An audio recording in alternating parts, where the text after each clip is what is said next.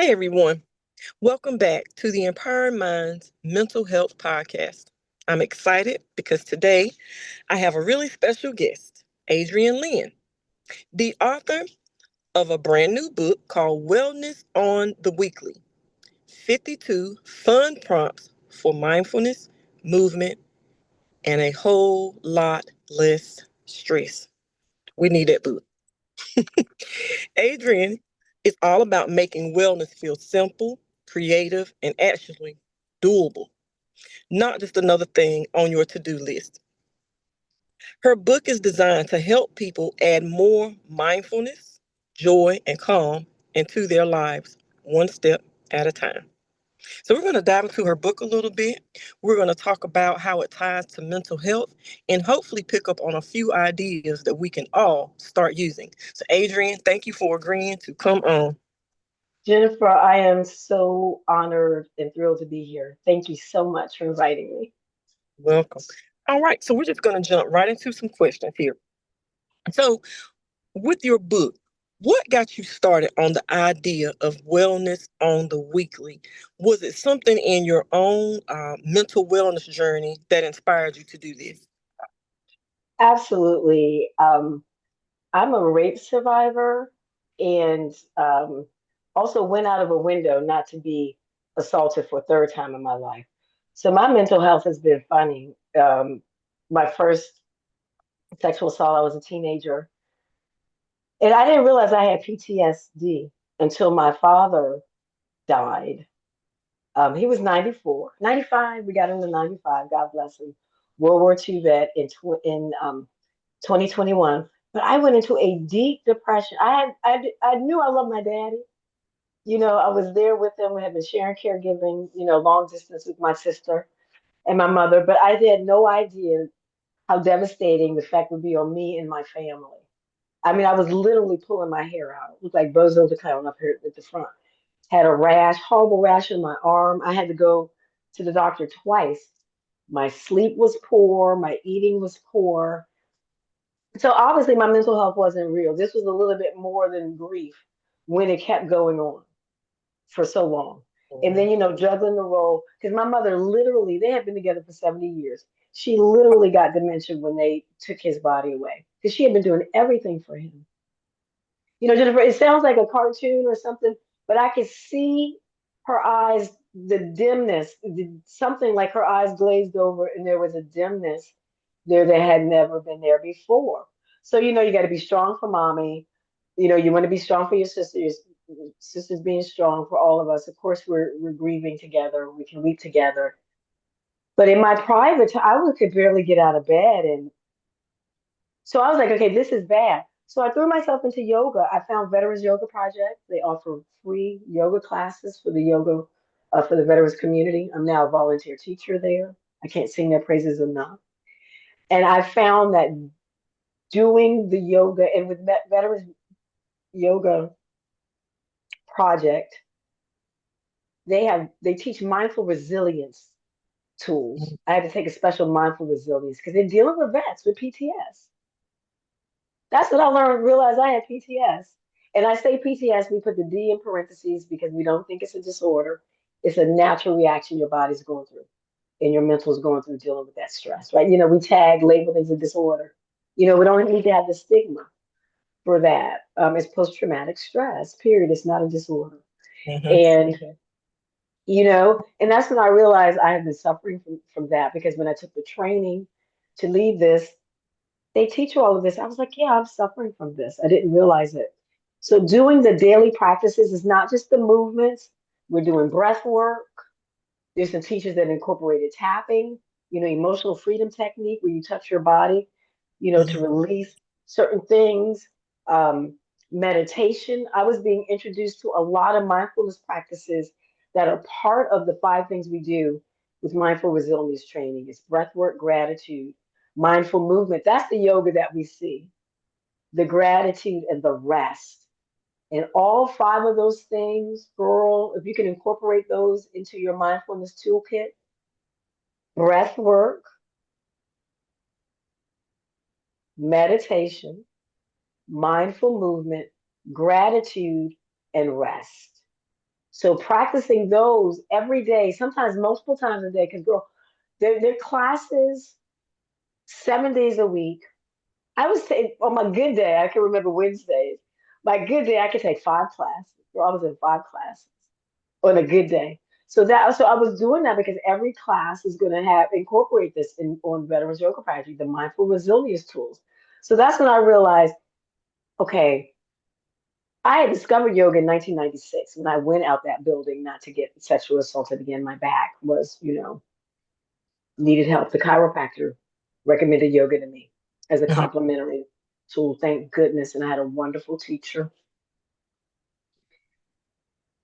So I had went back to it strong. So I knew I could rely on yoga. Went back to it strong, but I did not know these mindfulness tools. I got them when I needed it. So I Mhm. started incorporating the breath work every day, the movement, the gratitude. I have a 2,200 something plus day streak in my gratitude journal. That's the strongest muscle that I have built up. And it Mhm. just changed so much. So, what was the question? Why did I want to do the book? I think you answered. Because I realized that these practices were life saving, and we're grieving something at all times. It may not be a Mhm. major death, but it can be a job loss, Mhm. a disappointment, Mhm. a divorce. Yeah. Um, you may have to move. And it's also for stress. All those things are stressful. Mhm. So that's when I decided, okay, I'm not the only one going through this. And in my grief journey, of course, you find group support groups and people start talking to you about grief. You realize there are a lot of people going through grief for some of the reasons that I mentioned, Yeah. right? And little did I know that 2025 would be such a year of upheaval for so many people. Talking about job losses and Mhm. things like that. And we just had come out of COVID, where people had a lot of losses and we're still recovering from that, the stress from that. So I did it because I want to help people, not to sound corny, but Mhm. truly to help people. And I don't do anything that doesn't come from a selfish part, too. I'm not afraid to say that. I do everything for selfish reasons. And since that had helped me so much, I found the tools that I needed. I share everything I learned because I do everything. I was like desperate. Mhm. How am I going to get out of this grief? So selfish, right? So I do all the research, find what works, threw myself into, ended up becoming a yoga teacher because I said I need this magic for myself Mhm. because this was all online. Daddy died in 2021. We're still in the pandemic. Thank God, because I was hardly brushing my teeth, combing my hair, showing up taking yoga classes literally in my pajamas, you know, crying on the mat, sometimes just laying on the yoga mat crying. That was my hour in class. And that was great because that's a great relief. We know tears are healing. Mhm. And then to let you know that, okay, I'm not losing it. I'm just having grief. I'm having a problem. It's okay. I know my mental health is precarious. If you're human, your mental health is going to be tested at some point, I feel, whether it's stress or grief. Mhm. And if you live long enough, you're going to deal with that, right? You're going to be faced with stress and you're going to be faced with grief if we live long enough, right? Yeah. So that's why I wrote it. Now, the timing of the book is because once I realized we were going to lose mommy, she was 94. I thought we were going to get her to 95, like daddy. We lost her at the end of 2024. Um, and my mom was the type of mom. Well, both my parents taught me about a life of service. They were PKs, preacher kids. They grew up in church. They taught me about service. That's just normal. So that's why I want to help people. This is Mhm. my way.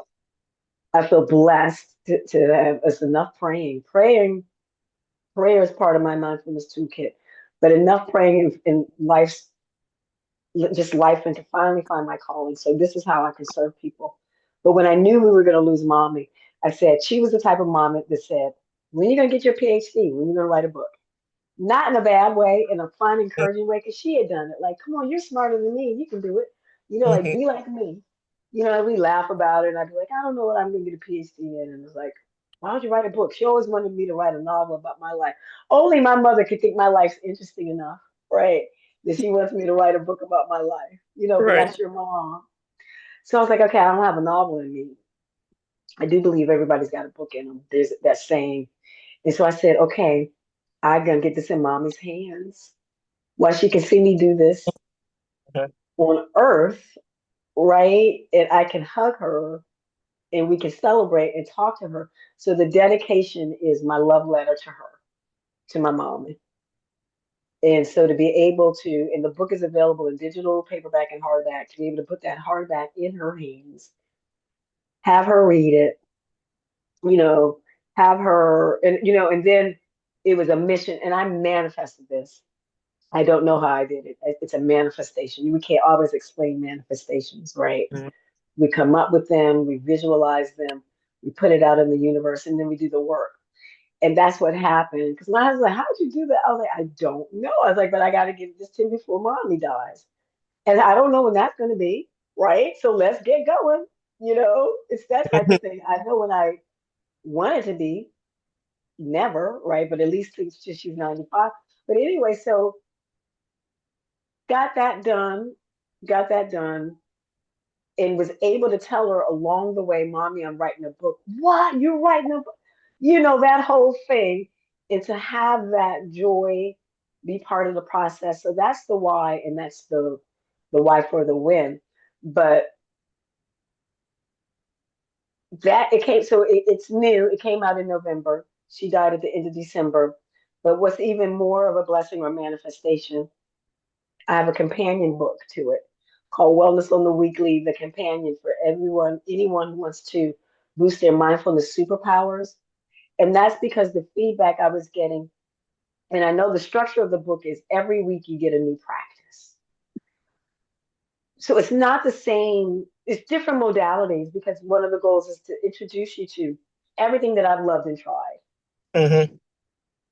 everything that I've heard of and loved and tried. And so there are more practices in the companion book because there are more things that I've tried and some of 12 modalities, 16 practices, because you may find some things you like and want more variety. And I want people to be able to try something. You don't have to like it, but try it. And you may not like it the first time. And I hope that I'm a good,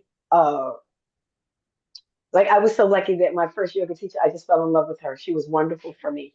I hope that I can be that for some people, a great introduction person to, if you haven't tried something, that you tried it first with me. I hope I didn't ruin it for you and that you'll like it and you'll want to do it and that you can go on and find someone that you can do it with in person because an in-person practice can be a powerful thing.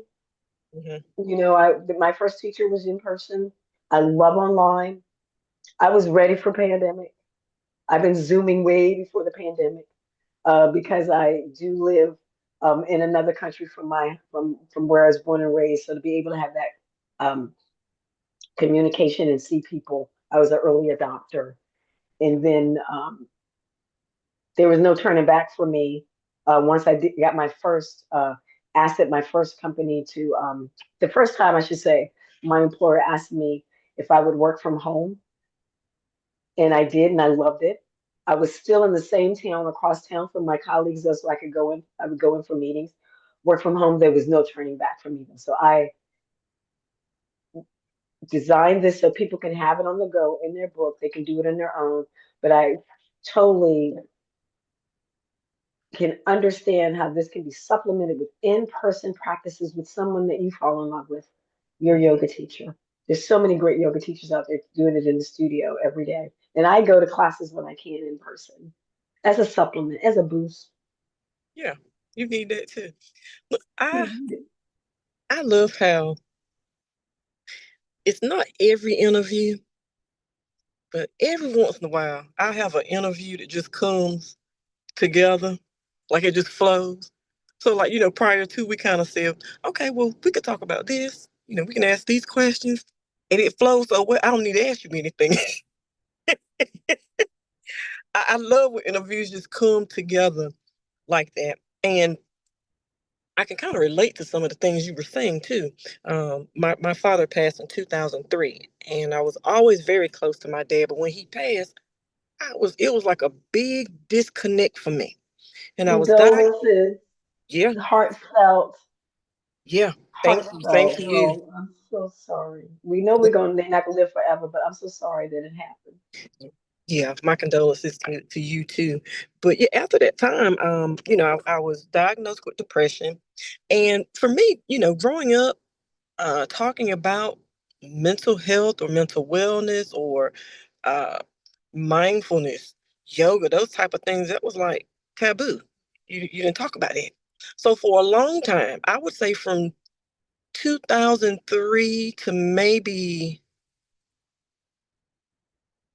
2007 or 8, I waited that long before I finally just said, I gotta have I gotta have a therapist because I just, yeah, it was hard for me to get up sometime. I had these chocolate, what do you call them? Temperature control curtains in my room. And I had like gold accents and stuff. And my family thought that I had it because I was trying to control the temperature of the room. But I wasn't. I had those dark curtains in there because I was depressed. I didn't want any sunlight to come into my room. And so that's why I'm so glad today for the resources that are out here for everyone. And that's why I'm so thankful that you agreed to come on to help me continue to break the stigmas around mental health, because I want this to just become a normal part of conversation, talking about mental wellness. Um, like you said, the mindfulness toolbox. I have a lot of stuff in my toolbox because I know sometimes I can't pick up the phone and call my sister for prayer or my pastor's wife or whatever the case may be. Sometimes, I'm gonna have to do things on my own. I'm gonna have to pray. I'm gonna have to stretch or whatever it is. And so those things are in my toolkit. So I'm glad that you did highlight that as well. And so lastly, if you could just leave the listeners with just one small practice from Wellness on the Weekly that they could try today, what would it be? And if you'd like any final resonating thoughts, you could talk about your book, where we can purchase it from. If you want to share your contact information or anything like that, feel free. Jennifer, thank you so much. And I'm so glad that you said what you said because I'm thinking this on my own, but I feel a connection with you. And you first displayed it with your grace. We were going to record earlier, and I was not in town and moving, and you know how you think you can do stuff and was overextended. And my body told me, girl, you are exhausted. Mm-hmm. And I remember feeling bad and waiting. And I said, she's going to think I'm unprofessional. She's not going to invite me back. And I just said, can we please reschedule? I'm exhausted. And you were like, feel better soon. Yeah. Here's a Thank you for couple reading. days in times. And I really appreciate that. And to me, that is so important for one's mental health to be able to say, okay, I need help or I Mm-hmm. can't do it. That used to be so hard for me. But for one Yeah. tip, and I knew you were going to ask me this, and I was thinking, all of these are my favorites, but I really think, and I'm going to give a tip for able bodied, and if you're not so able bodied, go outside for 5 minutes. Mm-hmm. What's right, Jennifer? Go. And if Yes. you're in a place where you can take your shoes off and feel your toes in the grass, someone told me if you could put your foot on the root of a tree, if you find a big tree with the root exposed, if you can even do that. But if and you don't even have to take your shoes off to stand on the root of a tree. And you don't have to take your shoes to go outside if you don't feel like you're going to be okay. But just go outside and listen. Mm-hmm. Don't have your music on. Don't be talking on your phone. Just listen. If you can do it in a place where you can be safe and close your eyes. Mm-hmm. Now, I say that for able bodied because that requires you walking out. If you're not able bodied, get someone, if you could get someone to take you outside and sit with you outside for 5 minutes. Mm-hmm. But just to leave your space and to get out in the fresh air. Okay, the weather's horrible. Let me give you a plan B. If your weather's horrible, let me give you a plan B. And this is a fun one. Bumblebee breath. And this is fun to do on your own, fun to do with kids. This is a great mindfulness tip to teach kids and fun to do with your grandkids. And it's just like what it sounds like. You just take an inhale And on your exhale, you're going to sound like a bee, make like a bee. And I'll demonstrate and tell you why that's calming. I mean, we know outside getting fresh air and just breathing and listening and we know that can be calming, right? Mhm. Hopefully, you're in an environment where it's not too chaotic. But even if you're in the city, if you can go to a park bench and just sit down, maybe you're not going to close your eyes on the city park bench, but observe. Try to pick a thing in nature to observe. Mhm. For the bumblebee breath, you're just going to take an inhale, tip for this. And it's so funny. I happen to have Burt's Bees. They're not paying me. Um, but your lips need to be moist, for at least mine, for this, or maybe take a sip of water. You're just going to inhale. Mm.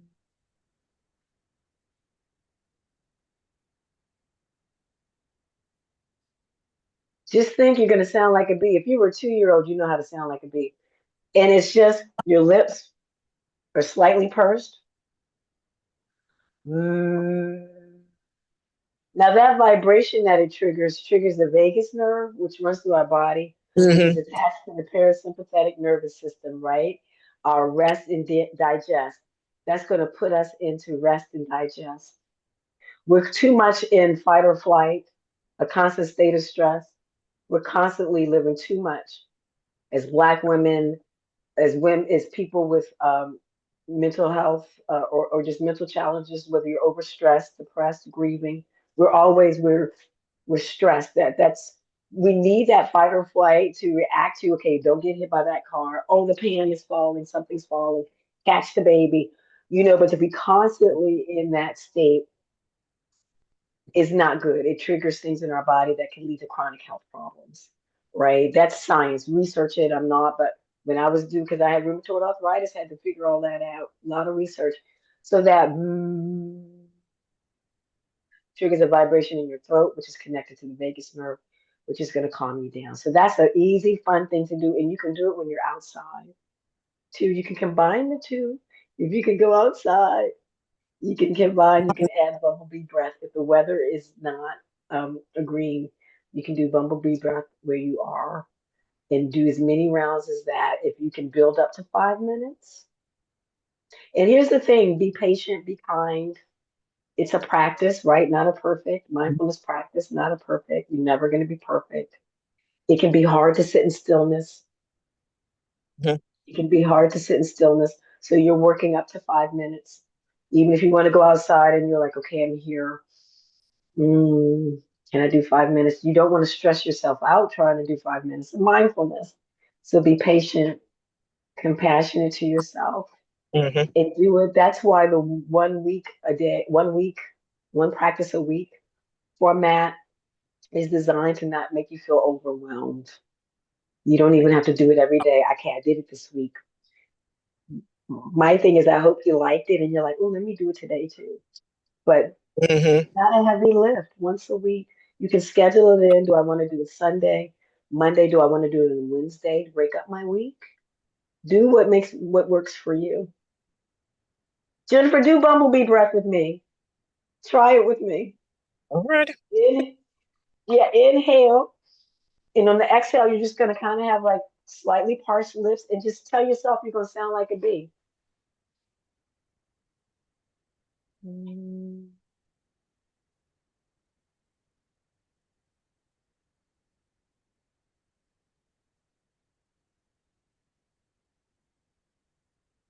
That felt good. I don't know if because I went to the chiropractor earlier too, but it was like I felt like a relief. Like my neck and stuff has been really tight, so it was like I felt like a little stress removed from my neck and shoulders.